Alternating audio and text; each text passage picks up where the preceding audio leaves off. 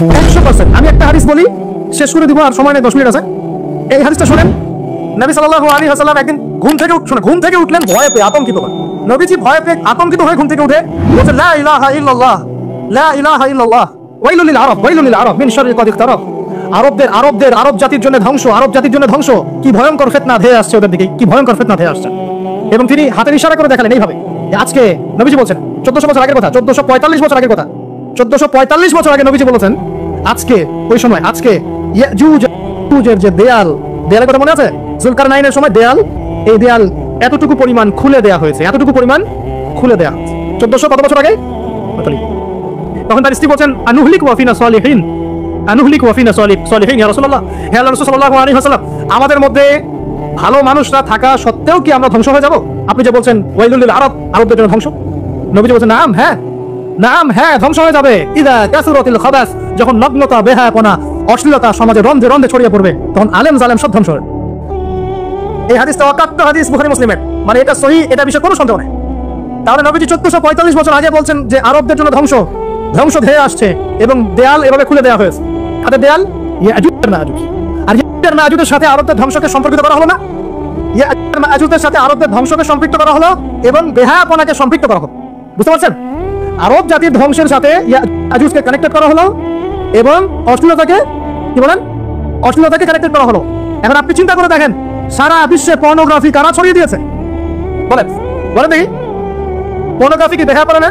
সমাজের ইদা কাসুরাতিল খাবাস, যখন সমাজের রন্ধে রন্ধে বেহায়াপনা ছড়িয়ে পড়ে নাই? হাদিসটা মিলান। সমাজের এই মেয়েদের, এই যে ফ্যামিলিস্ট রেভলিউশন কারা ছড়িয়ে দিয়েছে? ওরা। সমাজে মেয়ে ছেলে একসাথে চলবে একই পোশাকে, কারা ছড়িয়ে দিয়েছে? সমাজে মেয়েদের বেপরদায় চলার এই সংস্কৃতি কারা ছড়িয়ে দিয়েছে? মাদক আর সুদের সংস্কৃতি কারা ছড়িয়ে দিয়েছে?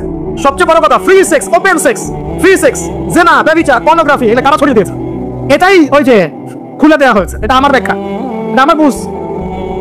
পৃথিবীর এমন কোন রাষ্ট্র বাকি রাখে নাই তারা এগুলো ছড়াতে, এমন কোন রাষ্ট্র বাকি না। তাহলে সব জায়গায় ছড়িয়ে পড়বে না মাজুদের ফিতনা?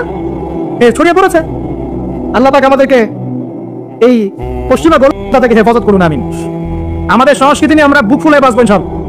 আমাদের সংস্কৃতি নিয়ে আমরা চলবো ইনশাআল্লাহ।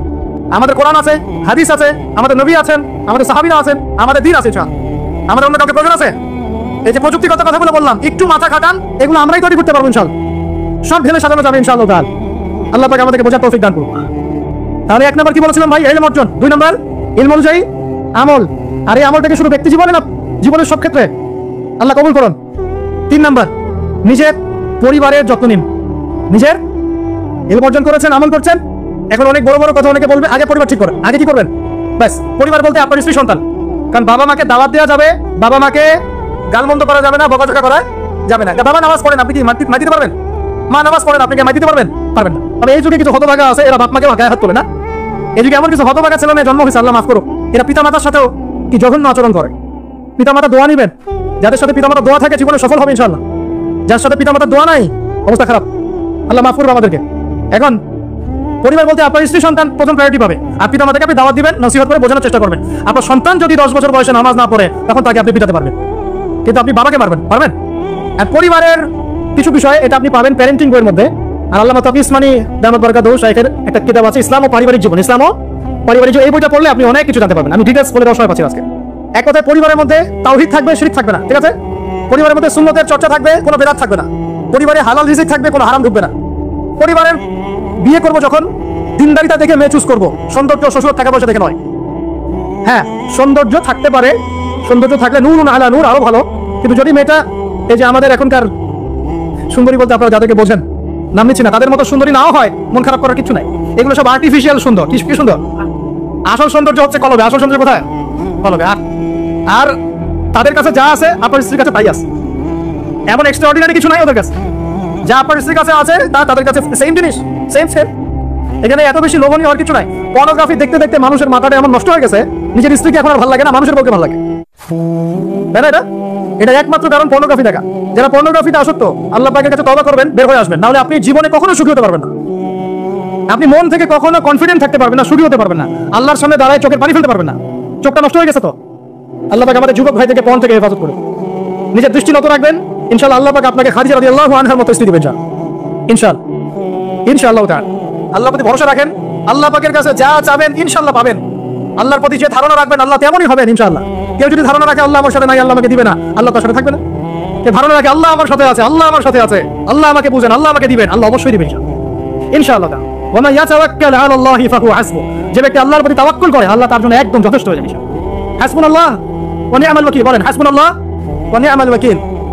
স্ত্রী চুজ করবেন কি দেখে? শ্বশুরের টাকা যৌতুক নেবেন, দিনদারিতা। আর দিনদারিতা কি বাইরের বোরখা দেখে ফিক্স করা যাবে? বোরখাওয়ালা মেয়েরা তো এখন গ্রামে গঞ্জে, হাট বাজারে, সব জায়গায় কফি শপে বসে বসে ডেটিং করছে, হচ্ছে না? বোরখাওয়ালা মেয়েদের কত ড্যান্স দেখা যায় ইউটিউবে, অনলাইনে। ভাই এগুলো আমি দেখি না, কিন্তু চোখে পড়ে যায় মাঝে মাঝে। 3 নম্বর কি বলছি ভাই বলেন? আদর্শ পরিবার গঠন করা। কোন বইয়ের নাম বললাম? কার বই পড়বেন? আল্লামা তাকি উসমানী দামাত বারাকাতুহু। বইটার নাম কি? ইসলাম ও পারিবারিক জীবন। ইসলাম ও পারিবারিক জীবন। চিনতে পারবেন তো ইনশাআল্লাহ? বন্ধুদের সাথে চা খেতে বসলে 1000 টাকা বিল হয়, এখন 500 টাকা বিল হয় না? একটা বই কিনতে 200 টাকা লাগে না? কিনতে পারবো কিনা? যারা বই কিনে বইয়ের প্রতি মহব্বত রাখবে আল্লাহ ওদেরকে ইলম দান করবেন ইনশাআল্লাহ। আমি একদিন বলেছি না, বই নিয়ে একটা লেকচার দিয়েছি না, বই কিনতাম টাকা বাঁচিয়ে। বিশ্বাস করেন এখন বই হাদিয়াই পড়ে শেষ করতে পারি না আমরা। হাদিয়ার পর হাদিয়া বই পড়ে আছে বাসা, শেষই করতে পারছি না। বইয়ের প্রতি মহব্বত রাখেন, আল্লাহ পাক আপনাকে অনেক জ্ঞান দিবেন ইনশাআল্লাহ। 4 নাম্বার, খুব শর্ট করে শেষ করতে। 4 হচ্ছে আমাদের রিজিকটা হালাল করতে হবে। রাজি আছেন ইনশাআল্লাহ? রিজিক হালাল মানে কি? রিজিকের মধ্যে কোনো সুদ থাকবে না। রিজিকে কোনো সুদ যে খায় সে মায়ের সাথে জিনা করে, সুদ যে খায় সে আল্লাহ এবং তার রাসূলের সাথে যুদ্ধ করে। মেরাজের রাতে নবী দেখে এসেছেন সুদখোরের পেটের মধ্যে সাপ কিলবিল করছে, রক্তের নদীতে ফেলে মাথা ফাটিয়ে দেওয়া হচ্ছে। আল্লাহ এবং তার রাসূলের সাথে যুদ্ধ করে কেউ সফল হতে পারবে? আল্লাহর রাস্তায় সুদের চাকরিটা ছেড়ে দেই ভাই, আল্লাহর রাস্তায় ছেড়ে দেই, সুদের চাকরি ছেড়ে দেই। আল্লাহর হাতে আমার রিজিক, আল্লাহই খাওয়াবেন ইনশাআল্লাহ। সারা দুনিয়ার লক্ষ কোটি মাখলুককে আল্লাহ যদি খাওয়াতে পারেন, আমাকেও সুদ ছাড়া খাওয়াতে পারেন। খালি ধৈর্য ধরেন, রিজিক আসবেই ইনশাআল্লাহ। আর যেখানে ঘুষ সেখানে নাই, যেখানে ঘুষ সেখানে আমি নাই। এখানে ভাই যদি কোনো সরকারি কর্মকর্তা থাকেন বা কেউ যদি ঘুষের সাথে সম্পৃক্ত থাকেন, সরকারি বেসরকারি যেই হন, আজকে রাত্রে বাসায় গিয়ে খাস তওবা করে না, আল্লাহ আমি জীবনে যত অর্থনৈতিক অন্যায় করেছি আমাকে মাফ করুন। আল্লাহ পাক মাফ করে দিবেন ইনশাআল্লাহ। এবং আগামী জীবনে ঘুষমুক্ত জীবন যাপন করার চেষ্টা করি, আল্লাহ তৌফিক দান করুন। অমুসলিমরা এখন এইসব সংস্কৃতি মেনে চলে, মুসলিমরা কেন মানবে না? মানা উচিত কিনা? আল্লাহ তৌফিক দান করুন। আর ব্যবসার মধ্যে কিন্তু অনেক রিজিক আছে। 10 ভাগের 9 ভাগই কোথায়? ব্যবসায়। শুধু চাকরির পিছনেই ছুটবেন না। আর চাকরি যদি করেন অনেস্টির সাথে করবেন, উদ্যোক্তা হন, অর্থনৈতিকভাবে নিজেকে স্বাবলম্বী করার চেষ্টা করেন, তারপরে বিয়ে শাদী করতে চান, আল্লাহ পাক তৌফিক দান করুন। না হলে ছেলে মানুষের সম্মান কমে যায়, ছেলে মানুষকে হাত পাততে হলেই সম্মান কমে যায়। তো প্রিয় ভাইরা, 4 নম্বর নসিহত খুব সংক্ষিপ্ত করে, আমাদের রিজিক হতে হবে কি ভাই? হালাল। আমি এমন আলেমকে চিনি, এমন আলেমের সহমতে গিয়েছিলাম যে বাহিরের হোটেলের মুরগির গোশত, গরুর গোশত খায় না। অবাক হলেন তাই না? হজ করতে গিয়েছে সেখানেও খায় না, ফল খেয়ে থাকে, কারো রুটি খেয়ে থাকে, দুধ খেয়ে থাকে। কারণ এই মুরগি যে জবাই করার সময় বিসমিল্লাহ বলা হয়েছে কোনো গ্যারান্টি নাই। এই গরু জবাই করার সময় বিসমিল্লাহি আল্লাহু আকবার বলা হয়েছে কোনো গ্যারান্টি নাই। এখানে যদি ব্যবসায়ী ভাইরা থাকেন, আমি নসিহত করবো, অনুরোধ করবো, সব সময় জবাই করার সময় আল্লাহর নাম নিয়ে জবাই করবো। আপনাদের হোটেলের এই পণ্য সবাই খাচ্ছে, একজনের জন্য সবাইকে হারামখোর বানাবেন না। আল্লাহর রাস্তায় মানুষকে হারামখোর বানাবেন না। বিসমিল্লাহি আল্লাহু আকবার বলে জবাই করবেন, আল্লাহ পাক তৌফিক দান করুন। সন্দেহ আছে একটা? আচ্ছা, অতএব হালাল খাওয়ার চেষ্টা করি, আল্লাহ পাক তৌফিক দান করুন। এমন অবস্থা মানুষ দাওয়াত দিলে আমরা এখন বলি, আমরা বলি যে আল্লাহর কসম দিয়ে বলছি আপনি নিশ্চিত করেন এর মধ্যে কোনো হারাম টাকা নাই, তাহলে খাবো ভাই, নাহলে খাবো। নিশ্চিত করতে পারলে খাবো, নাহলে খাবো না। এভাবে রিজিকটাকে শক্ত করে হালাল করার চেষ্টা করি, আল্লাহ আমাদের সবাইকে তৌফিক দান করুন, আমিন। একটা দোয়া পড়লে হালাল রিজিক পাওয়া যায়, আমার সাথে করেন। আল্লাহুম্মা ইকফিনি বিহালালিকা আন হারামিকা ওয়া আগনিনি বিফাদলিকা আম্মান সিওয়াকা। এই দোয়াটা পড়লে ইনশাআল্লাহ হালাল রিজিকের প্রাচুর্য আসে, আল্লাহ তৌফিক দান করুন। আর 5 নম্বর হচ্ছে ভাই, ইলম অর্জন, আমল, পরিবার গঠন এবং হালাল খাবার সাথে আমাদের সবাইকে, প্রত্যেক মুসলিম ভাইকে, শুধু আলেম, দায়ী, মুআল্লিম, ইমাম সাহেব তাদের জন্য নয়, প্রত্যেক মুসলিম ভাইকেই কমপক্ষে পার্ট টাইম দাওয়াতি কাজ করতে হবে। রাজি আছি? কমপক্ষে পার্ট টাইম, ফুল টাইম না হোক, কমপক্ষে পার্ট টাইম দাওয়াতি কাজ করতে হবে। ডক্টর জাকির নায়েক স্যার এই কথা বলেন। তিনি বলেন যে প্রত্যেক মুসলমানকে, কনভারসেশনের মধ্যে একসাথে বলছিলেন যে প্রত্যেক মুসলমানকে কমপক্ষে পার্ট টাইম, দিনে 1 ঘন্টা, দিনে আধা ঘন্টা, দিনে 2 ঘন্টা দাওয়াতি কাজ করতে হবে। এভাবে যদি সবাই মিলে উম্মার দায়িত্ব কাঁধে নেই, দিন এগিয়ে যাবে ইনশাআল্লাহ, প্রচার বাড়বে, কায়েমও হবে ইনশাআল্লাহ। হবে কিনা ইনশাআল্লাহ? বাংলার ঘরে ঘরে তকি উসমানী তৈরি করতে হবে, হাফিজাহুল্লাহ, পারবেন তো? বাংলার ঘরে ঘরে বড় বড় আলেম তৈরি করতে হবে, বাংলার ঘরে ঘরে আলেম তৈরি করতে হবে, ঘরে ঘরে আলেম, আল্লাহ পাক তৌফিক দান করুন। এখন দাওয়াতি কাজ করার আগে নিজের ইলম অর্জন করতে হবে, দাওয়াতি কাজ করার যোগ্যতা অর্জন করতে হবে, নিজের আধ্যাত্মিকত্ব আনতে হবে, তাজকিয়া আনতে হবে। এবং একটা কথা বলতে ভুলে গেছি, হকপন্থী আলেম ওলামার সাথে সম্পর্ক রেখে সোহবতে থাকবেন, একা একা থাকবেন না, একা একা চলবেন না, আলেম ওলামার সাথে পরামর্শ করে চলবেন। দাওয়াতি কাজ করলে কি পাবেন ভাই? একটা হাদিস শেষ করে দেই। দাওয়াতি কাজ করলে যা পাবেন, নবী সাল্লাল্লাহু আলাইহি ওয়াসাল্লাম বলেছেন, কোন ব্যক্তির দাওয়াতে যত মানুষ এই কল্যাণের পথে আসবে, সমস্ত কল্যাণের একটা অংশ নেকি ওই ব্যক্তি পাবে। মানে আপনি দাওয়াতি কাজ করছেন, আপনার দাওয়াতি কাজের বদৌলতে যত মানুষ দিনের দিকে আসছে, দিনের বুঝের দিকে আসছে, নামাজ পড়ছে, কোরআন তেলাওয়াত করছে ইত্যাদি ভালো কাজ করছে, সমস্ত নেক আমলের একটা অংশ আপনার আমলনামায় অটোমেটিক যোগ হবে ইনশাআল্লাহ। খুশি হন নাই? এর চেয়ে বড় কোনো ব্যবসা নাই, এর চেয়ে বড় কোনো ব্যবসা নাই। আর যদি কেউ মানুষকে ভুল পথে ডাকে, এই যে ভুল দাওয়াতি কাজ করে, মানুষকে বিভ্রান্তির দিকে ডাকে, তাহলে সমস্ত মানুষের গোনার একটা অংশ ওই ব্যক্তির আমলনামায় চলে যাবে। নাউযুবিল্লাহ। আর আমরা যদি দাওয়াতি কাজ ছেড়ে দেই, আল্লাহ রাসূল বলেছেন আল্লাহ পাকের পক্ষ থেকে গজব আসবে, সুম্মা তাদউনাহু, এরপর তোমরা আল্লাহকে ডাকবে, লা ইউস্তাজাবু দুআকুম, তোমাদের দোয়া আল্লাহ কবুল করবে না। মানে নাউযুবিল্লাহ। আচ্ছা, নবীজি বলেছেন সুসংবাদ হচ্ছে ওই জামানাতে যদি তোমরা আমার সুন্নতের উপর অটল থাকতে পারো, ভালো করে শোনেন দিনী ভাইরা, ওইরকম ফিতনাময় পরিবেশে কঠিন জামানায় যদি তোমরা আমার সুন্নত আমার আদর্শের উপরে অটল থাকতে পারো, আল্লাহ পাক তোমাদেরকে 50 জন শহীদ সাহাবীর নেকি দিবে। তাহলে আমাদের তো পথ পেয়ে গেলাম, আমরা কি এই সমাজ থেকে এখন পালিয়ে যাবো না এখানে থেকেই পরিবর্তনের চেষ্টা করবো? কোনটা? ব্যাস, আমাদের কাজও পেয়ে গেলাম। তো এখন এই পুরো কাজ নিজে আমল করা, দিন শেখা, পরিবার, সমাজ, দিনের দাওয়াত, এই সব কিছুকে একসাথে রেখে, সামনে রেখে মোটামুটি ভাবে 5টা কাজ আমাদেরকে করতে হবে। রাজি আছেন ইনশাআল্লাহ? কয়টা কাজ করবো ভাই? আসলে বললে অনেক বলা যায়, কিন্তু এতগুলো আপনি মনে রাখতে পারবেন না। আর আমি একটা জিনিস আপনাদেরকে বলে দিই যে একদিনের ওয়াজ মাহফিল দিয়ে দিন কায়েম হবে না। ওটা বুঝতে পারছেন? এই যে ওয়াজ হলো, আয়োজন হলো, আপনারা আসলেন, লেকচার শুনলেন, আমি আসলাম 8 ঘন্টা জার্নি করে, আবার 8 ঘন্টা জার্নি করে গেলাম, 1-1.5 ঘন্টা আলোচনা করলাম, এটাই সবকিছু না। এখানে আপনাদের নিবেদিত প্রাণ কিছু ভাই তৈরি করতে হবে, যারা এখানে দিনের মেহনত করবেন, দাওয়াতের মেহনত করবেন, শিক্ষা প্রতিষ্ঠান করে তুলবেন, একটা কমিউনিটি করে তুলবেন, এক কথা একটা ইসলামী কমিউনিটি করে তুলবেন। এটা না হওয়া পর্যন্ত একদিনের মাহফিল দিয়ে কিছু হবে না। তারপর কি একদিনের মাহফিল করতে চান না দিনের দাওয়াতের কাজ সারা জীবন করতে চান? কোনটা? আল্লাহ কবুল করুন না। এই জন্যই বলেছি এবার আরো অনেক কথাই বলেছি, সামনে আরো শুনবেন ইনশাআল্লাহ, যে এই রাতের বেলা এই যে সারা রাত জেগে জেগে ওয়াজ করা, 11টা 12টা 1টা, হ্যাঁ, এই সুন্নতটা চেঞ্জ করতে হবে। এই সুন্নতটা কি করতে হবে? চেঞ্জ করতে হবে। সর্বোচ্চ রাত 10টা যথেষ্ট। কারণ হচ্ছে এখান থেকে যদি বাসায় যাই, রাস্তায় তো আমার 4-5-6 ঘন্টা চলে যাবে, রাতের ঘুম নাই। এভাবে যদি দিনের পর দিন কেউ রাতে না ঘুমায়, শরীর ভালো থাকবে? ওই রকম সতেজ মাথা নিয়ে কি দিনের কাজ করতে পারবো? আর আপনারা রাত জেগে জেগে ওয়াজ শুনলেন, ফজরের নামাজ নাই, লাভ হলো? এই জন্য এবার অনেক মাহফিল আমি নিজেও ক্যান্সেল করে দিয়েছি। ভাই মাহফিল আমি করতে পারবো না, আল্লাহর রাস্তায় মাপ চাই। যদি বাদ জোহর বা বাদ আসর বলেন যেতে পারবেন, তাহলে বাসায় গিয়ে রাত্রেবেলা এসে নামাজ পড়ে ঘুমানো যাবে, ফজরের পর থেকে পড়াশোনা করা যাবে। মানে সুন্নতের খেলাফ কোনো কাজ করে কিন্তু দিন কায়েম হবে না ইনশাআল্লাহ। আমি আশা করি অন্যান্য ওলামায়ে কেরামরা এগুলো নিয়ে কথা বলবেন, এবং আমাদের এই যে চলমান একটা রাত জায়গার একটা খারাপ অভ্যাস, এটাকে দূর করতে হবে। এই জন্য 11টা ঠিক আছে, 11টা টাইম পারফেক্ট। তো আমরা 5টা বিষয় শিখবো ইনশাআল্লাহ। তার আগে বলছিলাম একদিনের ওয়াজ দিয়ে কিছু হবে না, আপনাদের মধ্যে কিছু নিবেদিত প্রাণ মানুষ তৈরি করতে হবে। প্রত্যেকটা জায়গায় একটা করে দারুল ইলম, মানে জ্ঞানের মার্কাজ দরকার। কিসের দরকার? জ্ঞানের মার্কাজ। এখানে মসজিদ, মাদ্রাসা, ঈদগাহ সব মিলে একটা ক্যাম্পাস থাকতে হবে। এখান থেকে দিনী ইলম শেখানো হবে, ছেলে মেয়েদেরকে দিন শিক্ষা দেওয়া হবে, মা বোনদের জন্য দিন শেখার ব্যবস্থা থাকবে, জেনারেল শিক্ষিত ভাইদের জন্য কোর্স থাকবে, দাওয়াতের মেহনত থাকবে। এভাবে যখন একটা কমিউনিটি গড়ে উঠবে, তখন বাংলাদেশের মধ্যে আরো আমূল পরিবর্তন আসবে। আল্লাহ পাক আমাদের সবাইকে এই কথাগুলো বোঝার তৌফিক দান। তো কথা বললে ভাই অনেক কথা বলা যায়, মোটা দাগে 5টা আমাদের কর্তব্য এখন। আল্লাহ পাক আমাদের সবাইকে করার তৌফিক দান করুন। এক নাম্বার হচ্ছে দুনিয়ায় সফল হতে, পরকালে আল্লাহ রেজামন্দি হাসিল করতে এবং দ্বীন ইসলামকে আল্লাহর জমিনে বিজয়ী করতে সর্বপ্রথম আমাদের ঐক্যবদ্ধভাবে যে কাজটা করতে হবে, সেটা হলো আল্লাহর দ্বীনের জ্ঞান শিখা, আল্লাহ দ্বীনের ইলম অর্জন করা। একদম মুখস্থ করে নেন আজকের লেকচার। কি অর্জন করা? ইলম অর্জন করা, দ্বীনি ইলম অর্জন করা। আপনি দুনিয়াবি ইলমে ডক্টর, ইঞ্জিনিয়ার, পাইলট, ব্যারিস্টার, জজ যাই হন, দ্বীনি ইলম অর্জন করতে হবে। আপনি যেই হন না কেন, যে কেউ হন না কেন, দ্বীনি ইলম আপনাকে অর্জন করতে হবে। কতটুকু অর্জন করতে হবে? কতটুকু? যতটুকু অর্জন করলে আমি শিরিক চিনতে পারি, তাওহীদ চিনতে পারি, আমি সুন্নাত চিনতে পারি, বেদাত চিনতে পারি, আমি হালাল চিনতে পারি, হারাম চিনতে পারি, আমি হক চিনতে পারি, বাতিল চিনতে পারি, আমি ঈমান ভঙ্গের কারণ জানতে পারি, আমি ওযু, গোসল, নামাজ, ইকামত, হ্যাঁ, কালিমা, আমাদের এই যে বুনিয়াদী শিক্ষা, দ্বীন ইসলামের বুনিয়াদী শিক্ষা আমাকে অর্জন করতেই হবে। রাজি আছেন ইনশাআল্লাহ? বাংলাদেশের বহু মানুষ নামাজ ঠিক মতো পড়তে জানে না, বহু মানুষ ওযু করতে জানে না, বহু মানুষ ইস্তেনজাও করতে জানে না, আর বহু মানুষ কোরআন তেলাওয়াতও করতে জানে না। কোরআন তেলাওয়াত বিশুদ্ধ করে না শিখলে আপনি আজান দিতে পারবেন না, ইকামত দিতে পারবেন না, আপনি নামাজে দাঁড়িয়ে আল্লাহু আকবার বলে সানা পড়তে, সূরা ফাতিহা পড়তে, আরেকটা সূরা মেলাতে, রুকুর তাসবিহ, সিজদার তাসবিহ, তাশাহুদ, দুরূদ, নাসুরা এগুলো শুদ্ধ করে পড়তে পারবেন না।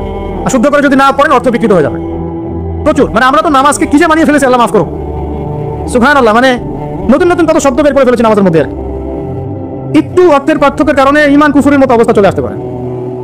বিশুদ্ধ করে তাজবিদ সহকারে কোরআন তেলাওয়াত করা শিখতে হবে প্রথমে আপনাকে। মাদ্রাসায় যেতে হলে যাবেন, মক্তবে যেতে হলে যাবেন, প্রয়োজনে টিচারকে বাসায় নিয়ে এসে যদি পড়তে পারেন পড়েন, যেভাবে হোক আপনাকে কোরআন তেলাওয়াত শিখতেই হবে। আল্লাহ পাক তৌফিক দান করুন। আমরা নামাজের মধ্যে বলছি আলহামদুলিল্লাহ রাব্বিল আলামিন। কি এটা? এটা কি করলেন মন্ত্র? আলহামদুলিল্লাহ রাব্বিল আলামিন কি? আলহামদুলিল্লাহ, এই যে আলহামদু শব্দটা সঠিক করে উচ্চারণ করতে পারছেন অনেক। আলহামদু মানে সমস্ত প্রশংসা আল্লাহর জন্য। আলহামদুলিল্লাহ সমস্ত প্রশংসা। আলহামদুলিল্লাহ কি? আলহামদুলিল্লাহ মানে সমস্ত নিন্দা আল্লাহর জন্য। নাউজুবিল্লাহ। আমার কথা কি বিশ্বাস করছেন না? ওলামায়ে কেরাম জিজ্ঞাসা করেন কুল হুয়াল্লাহু আহাদ এটা কি? কুল হুয়াল্লাহু আহাদ মানে কি? তো কুল মানে খাও, কুল মানে কি? কুল হুয়াল্লাহু আহাদ, বলুন তিনি আল্লাহ এক। শব্দের অর্থ আছে তো? এখানে পেশাব করিবেন না, করিলে এত টাকা জরিমানা। কমাটা যদি না এর পরে নিয়ে বসাই তাহলে এখানে পেশাব করিবেন না করিলে। আপনারা কি মনে করেন যে আরবির এরকম সিকোয়েন্স নাই? বলছে কুলহু সূরা, সূরাটার নাম কি কুলহু? কুলহু বলে কোনো শব্দ আছে? কুল একটা শব্দ, হুয়া আলাদা শব্দ। কুল হুয়া আল্লাহু আহাদ, কুল হুয়াল্লাহু আহাদ। এই তো আমরা কত ভুল করি পদে পদে। সামি আল্লাহু লিমান হাক, সামি আল্লাহু লিমান হামিদা আছে না? সামি আল্লাহ, আল্লাহ তার কথা শোনেন। লিমান হামিদা, যে তার প্রশংসা করে, মানে যে আল্লাহর প্রশংসা করে আল্লাহ তার কথা শোনেন। এন্ড আমরা শব্দ বানিয়েছি সামি আল্লাহ হুলিমান হামিদা। তো হুলিমান হামিদা কি শব্দ? হুলিমান হামিদা বলে কোনো শব্দ আছে? সামি আল্লাহু লিমান হামিদা, সামি আল্লাহু লিমান হামিদা। তো এই যে পদে, আমি বলতে গেলে নামাজ দিয়ে রাত পার হয়ে যাবে। পদে পদে পদে পদে আল্লাহু আকবার শব্দটা, আল্লাহু আকবার, আল্লাহু আকবার মানে আকবার। আকবার মানে কি? অনেকের আজান শুনে মনে হয় যে গিয়ে একটা পিটন লাগাই দিয়ে, ইকামত শুনলে মনে হয় একটা পিটন লাগাই যায়। কাতকামাতি সালাহ, কাতকামাতি সালাহ, এটা আবার কি? এগুলো কি মানে? এই যে এগুলো কেন হচ্ছে জানেন? একটাই কারণে, কারণ বিশুদ্ধ করে আমরা কুরআনুল কারীম তেলাওয়াত করা শিখছি না। তো দিন কায়েম করবে, দাওয়াতের কাজ, মেহনত, জিহাদ, ইকামতের দিন, কত বড় বড় কথা। তাহলে বেসিক এই কোরআন তেলাওয়াত করা শেখার নাম নাই। আমরা ইয়াংদের মধ্যে একটা সমস্যা দেখছি এখন, ফ্যান্টাসি। ফ্যান্টাসি ফ্যান্টাসি মানে আগে হয়তো মানে বিপথে ছিল, হেদায়েত পেয়েছে, ইসলামের দিকে এসেছে। এখন অনেক বড় বড় স্বপ্ন, মাশাআল্লাহ, স্বপ্ন দেখা ভালো, বড় বড় স্বপ্ন, বড় বড় ইচ্ছা। অনলাইনে বসে গরম করে ফেলছে একদম, ফেসবুক গরম, ইউটিউব গরম, হ্যাঁ, ব্লগ দিয়ে ভর্তি গরম। কিন্তু বেসিক যে কোরআন তেলাওয়াতটা করা শিখবে সেটা ঠিক নাই। 3 মাস কোরআনটা তেলাওয়াত করা শিখবে একজন আলেমের কাছে নাই। একটা কোর্স লঞ্চ করে দেন 6 মাস, 6 মাস ক্লাস করবে না, প্রথমে 1 মাস ক্লাস করে পরে একটা নাই, 5 মাস নাই। তো এইভাবে ভাই দিনের হয়তো সামান্য কিছু খেদমত হতে পারে, সামগ্রিক পরিসরে ইসলাম বিষয় হবে না। এক কথায় আমরা যদি এই যুগের আবু বকর, ওমর, ওসমান, আলী রাদিয়াল্লাহু আনহুম আজমাইন হতে না পারি, তাহলে এই যুগের সেই ইসলামী খেলাফত বাস্তবায়িত হবে না। এটা হলো মূল কথা। এই পথের প্রথম কাজটাই হচ্ছে দ্বীনি ইলম অর্জন করা। আর ইলম অর্জন করাটা আপনার জন্য কি? নফল, মুস্তাহাব, সুন্নাত না ফরজ? এটা কে বলেছেন? রাসূলুল্লাহ সাল্লাল্লাহু আলাইহি ওয়াসাল্লাম বলেছেন, তালাবুল ইলমি ফরিদাতুন আলা কুল্লি মুসলিম। তালাবুল ইলম মানে জ্ঞান অর্জন করা, ফরিদা ফরজ মানে কি? ফরজ মানে বাধ্যতামূলক। আলা কুল্লি মুসলিম, কুল্লি মানে কি? প্রত্যেক। কুল্লি মানে কি? কুল্লি মানে প্রত্যেক। প্রত্যেক মুসলমানের উপরে, প্রত্যেক মুসলমান যে মুসলমান দাবি করে নিজেকে, কালিমা পড়েছে, তার উপরে জ্ঞান অর্জন করা ফরজ করেছেন আল্লাহ। আপনি কোরআন তেলাওয়াত না শিখে থাকতে পারবেন না, এটা আপনার উপর ফরজ করা হয়েছে। নামাজ কি পড়ছেন, কি বলছেন, এটা আপনাকে শিখতে হবে, তো এটা ফরজ করা হয়েছে। আযান দেওয়া শিখতে হবে, ইকামত দেওয়া শিখতে হবে, ইমামতি করার যোগ্যতা অর্জন করতে হবে। এই মালয়েশিয়া একটা ভালো জিনিস দেখলাম যে ওখানে প্রাইমারি লেভেল থেকে, মানে স্কুল লেভেল থেকেই এই মাদ্রাসা এবং মানে জেনারেল, এটা আলাদা করে করে কোনো প্যাটার্ন করা নাই, এটা একসাথেই প্যাটার্নটা করে দেয়া। মানে আপনি স্কুলে ভর্তি হলে, স্থানীয় স্কুলে বা কলেজে যেভাবে তারা সিস্টেম করেছে, ইসলামের বুনিয়াদী শিক্ষাটা বাধ্যতামূলক শিখতে হবে। যে কেউ, তাদের সিভিলিয়ানদের মধ্যে যে কেউ ইমামতি করতে পারে, মাশাআল্লাহ। এটা আমাদের করা উচিত ছিল না? আমরা কি মুসলিম প্রধান দেশের অধিবাসী না? আমরা জোর দাবি জানাই যে শিক্ষা ক্ষেত্রে একটা আমূল পরিবর্তন নিয়ে আসতে হবে ইনশাআল্লাহ। একদম প্রাইমারি লেভেল থেকে ইসলামিক শিক্ষাকে আমাদের দেশে বাধ্যতামূলক করা হোক। মাদ্রাসা শিক্ষা মাদ্রাসায়, আবার সেকুলার শিক্ষাতে, এই দুদিকে চলছে। তাহলে একজন ব্যক্তি যে স্কুলে ভর্তি হলো, আপনার ছেলে এখানে 10 বছর পড়বে, এসএসসি পরীক্ষা দিবে, এইচএসসি, তারপর অনার্স মাস্টার্স, এই 20 বছরে ইসলামটা শিখবে কি? যতটুকু শিখছে এই শিক্ষাটা তো প্র্যাকটিক্যালি প্রয়োগ করতে পারছে না। আর এই জায়গা থেকে যখন কেউ উঠে আসছে, তখন সে তো উম্মার দায়িত্ব নিতে পারছে না। তাহলে ব্যাপারটা কি এমন যে আমরা এদিকে শুধু দুনিয়ার চর্চা করবো, আর মাদ্রাসা লাইনে যারা পড়ে তারা দিনের চর্চা করবে? দিন চর্চা করার, দিন পালন করার, প্রচার প্রসারের আমাদের কোনো অধিকার নাই? আর এই শিক্ষাটা অর্জন করলে কি আমরা কি সবাই কি খারাপ হয়ে যাব? আমরা যদি ইসলামিক শিক্ষা শুরু থেকে দেওয়ার চেষ্টা করি বাচ্চাদেরকে, প্রাইমারি লেভেল থেকে, আমাদের বাচ্চারা কি নষ্ট হয়ে যাবে? এই জিনিসটা আল্লাহ পাক আমাদের সমস্ত ঊর্ধ্বতন কর্তৃপক্ষদেরকে বোঝার তৌফিক দান করুন। আল্লাহ পাক আমাদের ঊর্ধ্বতন কর্তৃপক্ষদেরকে এই বিষয়টা বোঝার তৌফিক দান করুন যে ইসলামী শিক্ষায় কল্যাণ ছাড়া অকল্যাণ কিছু নাই। এখানে যদি অন্য ধর্মাবলম্বী কেউ থাকেন, সে তার ধর্ম চর্চা করবে, কোনো সমস্যা? আমরা আমাদের ধর্ম শিখবো ইনশাআল্লাহ। তো এই জিনিসটা আমাদের বুনিয়াদী শিক্ষা। এখন যদি আপনি না পারেন, এখন আপনার কাছে ওই পাওয়ার নাই, ক্ষমতা নাই, ইমপ্লিমেন্টের সুযোগ নাই, তাহলে কি করবেন? তাহলে এখন যে আপনি 20 বছর পড়াশোনা করে ফেলেছেন জেনারেল লাইনে, এখন কি করবেন? এখন আপনার জন্য কিছু অপশন খোলা আছে। এক, স্থানীয় বরেণ্য ওলামায়ে কেরাম যারা আছেন তাদের সাথে পরামর্শ করে সিলেবাস তৈরি করে নিয়ে পড়াশোনা করুন, এটা একটা অপশন। 2, আপনারা কিছু দিনী ভাই ব্যাচ করে ওলামায়ে কেরামের কাছে গিয়ে একটা করে কিতাব শেষ করেন। 2 3 অনলাইনে কিছু কোর্সেস চলছে, এই কোর্সেসগুলো করতে পারেন, কাজে দিতে পারে। তবে অনলাইনে কোর্স অফলাইনের মতো হয় না। অফলাইনে ওস্তাদদের সামনে বসে যে পড়াশোনা, এটা অনলাইনে পাবেন না আপনি, ঠিক আছে? অথবা অথবা আপনার যদি সুযোগ থাকে তাহলে প্যাটার্ন চেঞ্জ করে এই প্যাটার্নে যেতে, এগুলো ছাড়া তো আপনার সামনে কোনো অপশন খোলা নাই। যে আমরা যদি মাদ্রাসাগুলোতে এবং আমাদের শিক্ষা প্রতিষ্ঠানগুলোতে জেনারেলদের জন্য আরবির কোর্স আর মাদ্রাসা শিক্ষার্থীদের জন্য জেনারেল কোর্স রাখি, তাহলে উভয় শিক্ষিত হতে পারবেন। মনে করেন এই ভাই মাদ্রাসায় বলেছেন, মাশাআল্লাহ তিনি মাদ্রাসা সব জ্ঞানই রাখেন আলহামদুলিল্লাহ, কিন্তু সায়েন্স তো শিখতে পারেন নাই, নামাজ শিখতে পারেন নাই, ওযু শিখতে পারেন নাই। এখন এই ভাইকে কি করবেন? এই ভাইকে ইসলামিক কিছু ডিপ্লোমা কোর্সের আওতায় আনতে হবে, এনে অফলাইন বা অনলাইনে শিক্ষা দিয়ে তাকেও মানুষ করে গড়ে তুলতে হবে। এই তো আমরা চিন্তা করতে হবে আমাদেরকে জাতি নিয়ে, বড় বড় কথা বললে হবে না তো।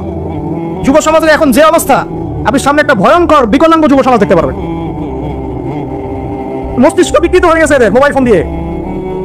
মোবাইল ফোন, পর্নোগ্রাফি, মেয়েদের ফিতনা, হারাম অ্যাফেয়ার্স, মাদক, জুয়া, টিকটক, এই করতে করতে এদের মস্তিষ্ক সুস্থতা নষ্ট হয়ে গেছে। আল্লাহর কসম করে বলছে এরা সুস্থ না। একটা চিত্র খুব কমন দেখতে পারবেন, 10টা 20টা ছেলে গোল হয়ে বসে আছে ফোন নিয়ে, সবার মনোযোগ নিচের দিকে। ওয়ার্ল্ডে কি হচ্ছে, আসমানে কি হচ্ছে, জমিনে কি হচ্ছে, কোথায় মুসলিমদের উপর বোম পড়লো, কোনো ফিকিরই নাই। আপনি মনে করছেন যে এই যুব সমাজ আগামীতে দেশের হাত হবে? আমি হলফ করে বলতে পারি কোনোদিন দেশের উপকার করতে পারবে না। আপনি নষ্ট করে ফেলছেন যুব সমাজকে, নষ্ট করে ফেলছেন একটা।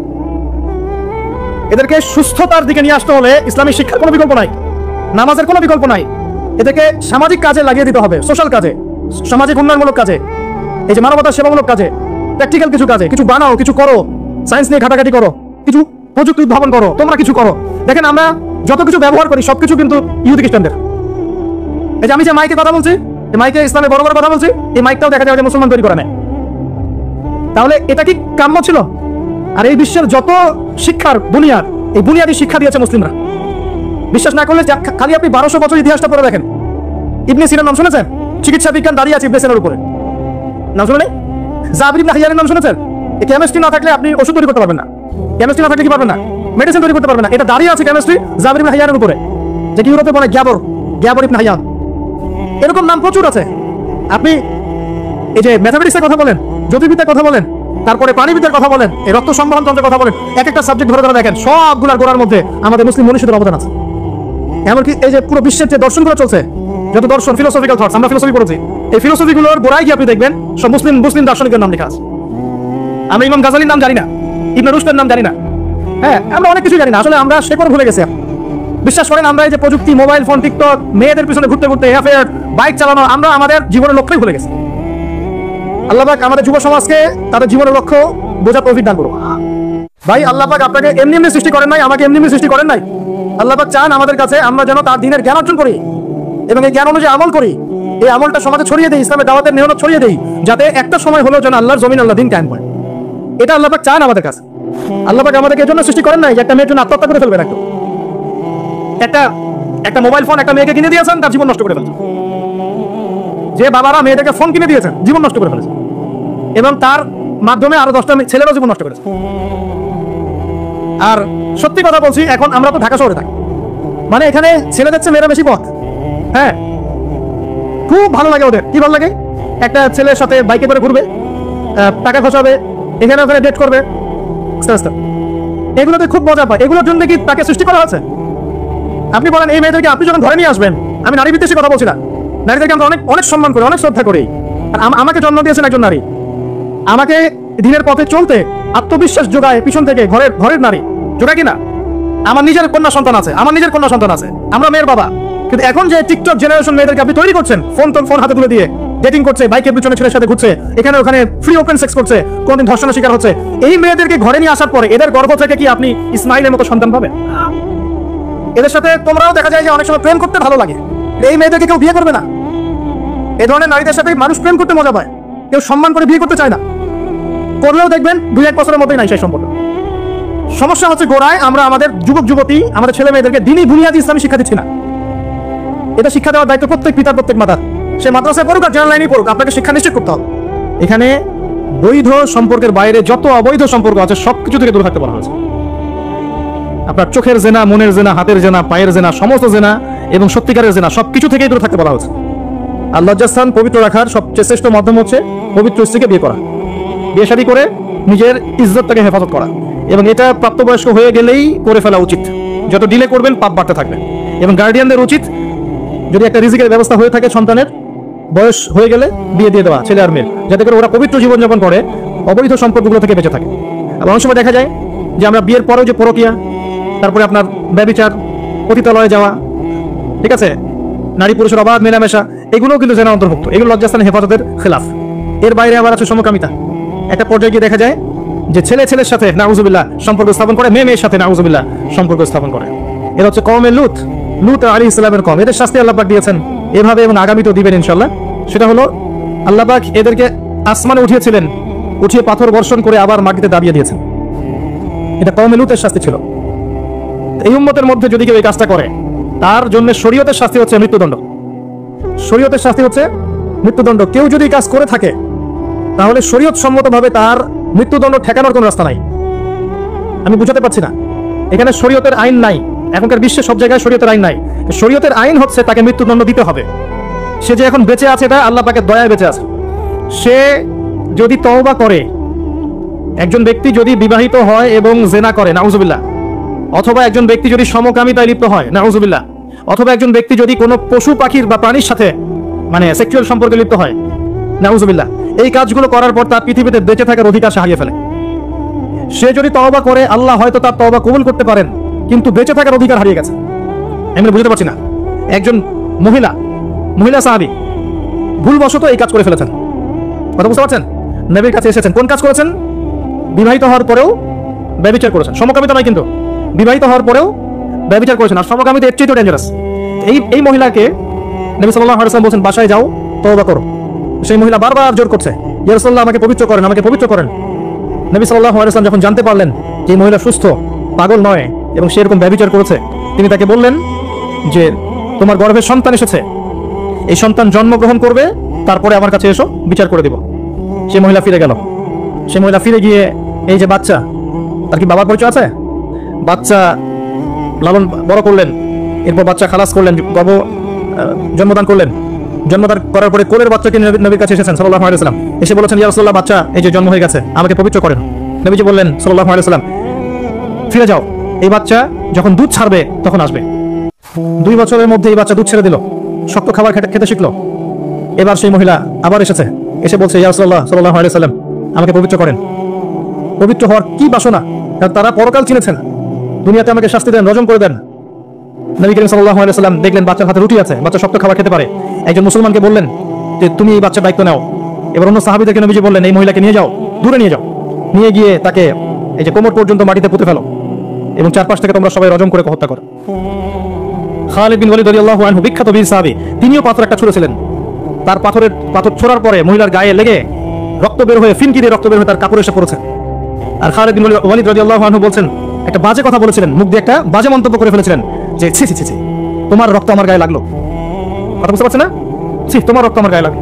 এই কথা শুনে নবী সাল্লাল্লাহু আলাইহি ওয়াসাল্লাম বলেছেন, হে খালিদ, গুনাহ করার পর এই মহিলা যত তওবা করেছে, এই সমস্ত তওবাগুলোকে যদি একত্রিত করে আল্লাহ পাক মদিনাবাসীর মধ্যে বন্টন করে দেন, তারপর এই মহিলা সমান হবে না। এই মহিলা এখন জান্নাতে আছে। আমি আপনাকে বুঝাতে পারি নাই, তার তওবা আল্লাহ কবুল করেছেন, তার তওবাকে প্রশংসিত করেছেন, কিন্তু তার রজম কিন্তু কার্যকর করা হয়েছে। বিবাহিত হওয়ার পরেও যারা এরকম ব্যভিচারের সম্পর্কে আছেন, বেঁচে থাকার অধিকার হারিয়ে ফেলেছেন।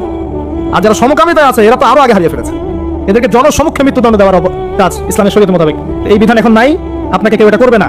আল্লাহর কাছে তওবা করে নীরবে নিভৃতে আল্লাহ পাক আশা করা যায় গুনাহ মাফ করে দিবেন ইনশাআল্লাহ তাআলা। কিন্তু পৃথিবীতে বেঁচে থাকার অধিকার মানুষ হারিয়ে ফেলে কিছু আমল করলে, এটা সেই আমল। আল্লাহ পাক এই সূরায় বলেছেন লজ্জাস্থানের হেফাজত করতে, এবং পবিত্র স্ত্রীদের কাছে ব্যতীত অন্য কোথাও গিয়ে যেন আমরা সম্পর্কে লিপ্ত না হই। আল্লাহ পাক আমাদের সবাইকে পবিত্র থাকার তৌফিক এনায়েত করুন, আমিন। আর দুটো কথা বলে আল্লাহ পাক শেষ করেছেন এই প্রথম দিকের আয়াতগুলো। আল্লাহ পাক বলেছেন, ওয়াল্লাযীনা হুম লিআমানাতিহিম ওয়া আহদিহিম রাউন। মুমিন তারা যারা আমানত রক্ষা করে এবং ওয়াদা রক্ষা করে। আমানত আর ওয়াদা, কিয়ামতের আলামত, কিয়ামত কবে হবে? সাহাবীরা জিজ্ঞাসা করছেন। নবীজি বলছেন, যখন আমানতের খেয়ানত করা হবে। সাহাবীরা বলছেন, আমানতের খেয়ানত কিভাবে হবে? নবী সাল্লাল্লাহু আলাইহি ওয়াসাল্লাম বলছেন, যখন অনুপযুক্ত ব্যক্তিকে দায়িত্ব প্রদান করা হবে বিভিন্ন সেক্টরে, তখন বুঝে নিবে এটাই সুযোগ। ফান্তাজির সাআ, কিয়ামতের অপেক্ষা করতে থাকো। আমানত কি জিনিস?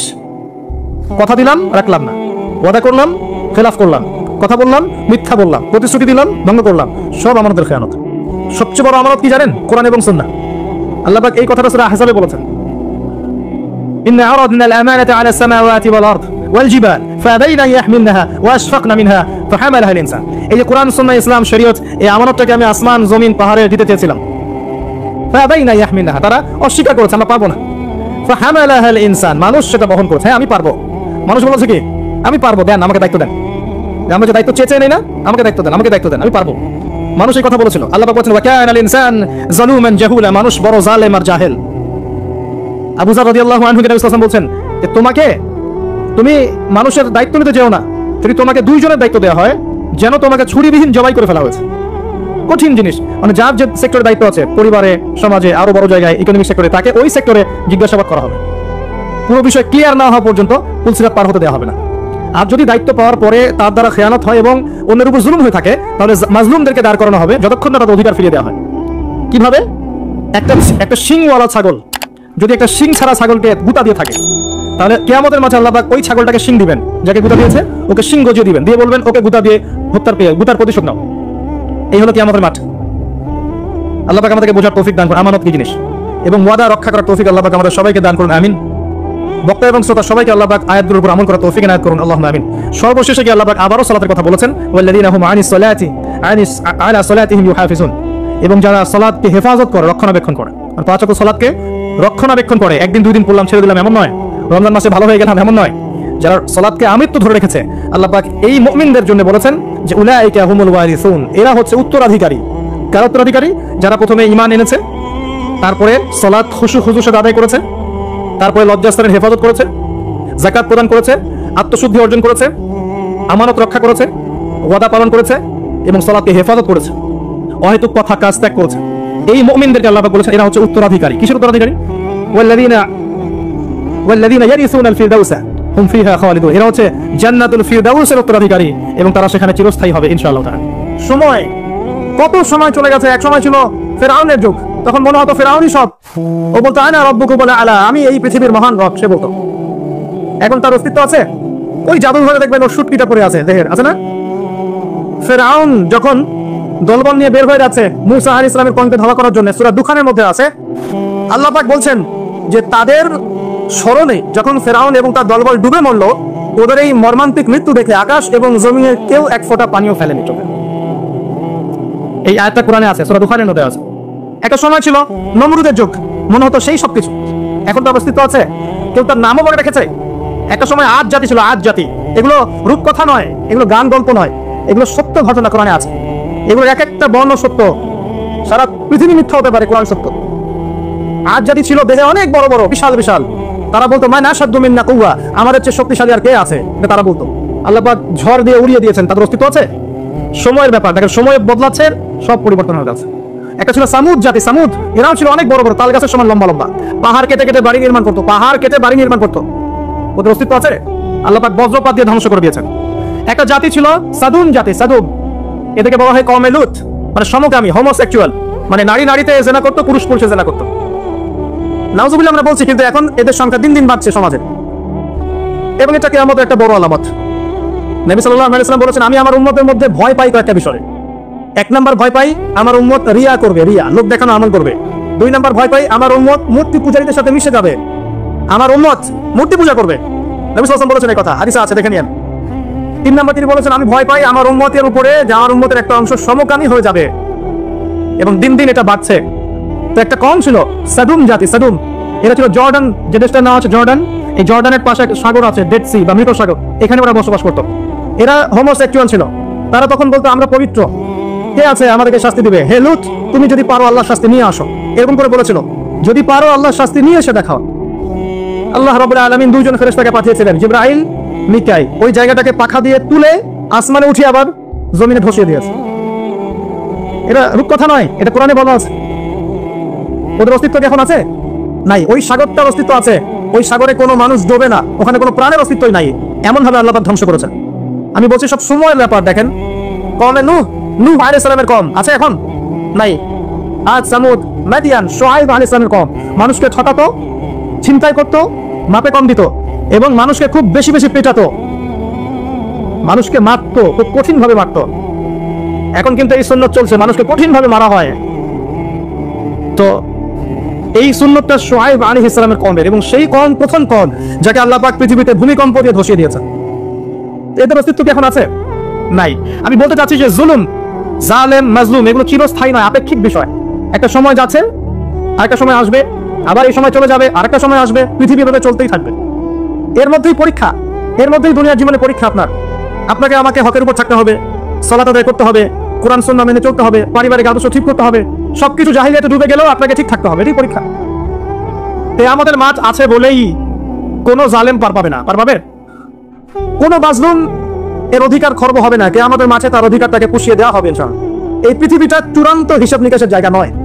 আমরা যারা এটা মনে করছি যে হতাশ হয়ে গেলাম, আমরা মুসলিম রাষ্ট্রে কি হয়ে গেল, আমরা এখন পৃষ্ঠপ্রদর্শন করছি আমাদের শিক্ষা ক্ষেত্রে দুর্বলতা, আমরা অর্থনৈতিক ক্ষেত্রে দুর্বল হয়ে যাচ্ছি, মুসলিমদের মধ্যে ঐক্য নাই, হ্যাঁ আমাদেরকে ইসলামের শত্রুরা ডমিনেট করছে, সব দিকে মনে হচ্ছে যেন কোন ঠাসা মুসলিম, এমন মনে হচ্ছে না? কিন্তু আল্লাহর কসম করে বলছি যে এই সময়টা চিরস্থায়ী হবে না। আল্লাহ পাক লিখে রেখেছেন কিভাবে প্রেক্ষাপট পরিবর্তন হবে, কার মাধ্যমে হবে, কিভাবে হবে, আল্লাহু আলাম, আমরা জানি না। এতটুকু আমরা জানি যে এগুলো চিরস্থায়ী নয়। অতএব মুসলিমরা কখনো হতাশ হবে না। কি হবে না? হতাশ হবে না। মুসলিমরা পড়াশোনা করবে, প্রচুর পড়াশোনা করবেন, পড়াশোনা করতে থাকবেন। আমি অনেকদিন বলেছি সাবজেক্টগুলো, আপনাদেরকে আবার বলছি। সর্বপ্রথম কোরআন পড়বেন, কোরআন তেলাওয়াত করা শিখবেন, কোরআনের অর্থটা শিখবেন, কোরআনের ভাষা শিখবেন। এই ভাষা শেখার জন্য কওমি মাদ্রাসার আলেমদের কাছে গিয়ে পড়ে থাকতে হলে পড়ে থাকবেন, ভাষা শিখবেন। ইমাম শাফিঈ রাহিমাহুল্লাহ বলেছিলেন, কোরআন শেখা মুসলিমের উপর যেমন ফরজ, এর ভাষা শিক্ষা করাও ফরজ। ভাষা না শিখলে আপনি কোরআন বুঝতে পারবেন না। কোরআন পড়া হয়ে গেলে বা পড়তে পড়তে একটা ভালো লেভেলে চলে গেলে আপনি এই যে নাহু সরফের কিতাবগুলো শেষ করবেন, তারপরে আপনি চলে যাবেন হাদিসের বইয়ে। হাদিসের ছোট ছোট বইগুলো আগে পড়বেন, আগে বড় বড় বই পড়বেন না। অনেকেই ভুল করেন আপনারা, আমাদের যুবক ভাইরা একটু বেশি ভুল করে এখানে। হেদায়েত পেয়ে সবার আগে সহিহ বুখারী হাতে নিয়ে বসে থাকে, এটা ঠিক না ভাই। এটা কেন ঠিক না আপনি এখন বুঝতে পারছেন না, কারণ আপনি এক লাফ দিয়ে তো মেডিকেল সায়েন্সের বই পড়তে পারবেন না। আপনাকে গ্র্যাজুয়ালি যেতে হবে। প্রথমে আপনি পড়বেন হাদিস আরবাইন, এরপরে পড়বেন আপনি রিয়াদুস সালেহিন, বুলুগুল মারাম মিন আদিল্লাতিল আহকাম, মিশকাতুল মাসাবিহ, এই টাইপের বইগুলো আগে পড়বেন। তারপর আস্তে আস্তে আপনি যাবেন আবু দাউদ, তিরমিজি, নাসাই, পরে যাবেন বুখারী, মুসলিমে। একটা সিস্টেম তো আছে, নাকি হঠাৎ করে লাফ দিয়ে আপনি একদম অনার্সে ভর্তি হয়ে যাবেন? হবেন? এটা কি হয় কখনো? তো এইভাবেই এই যে ফয়জুল কালাম, আপনার মুনতাখাব হাদিস, এই টাইপের বইগুলো আগে পড়বেন, পরে আপনি বড় বড় বইগুলো পড়বেন। হাদিসের বই পড়া শেষ, ইতিহাসের বই পড়বেন, ইসলামের হিস্ট্রি সব বইগুলো পড়বেন।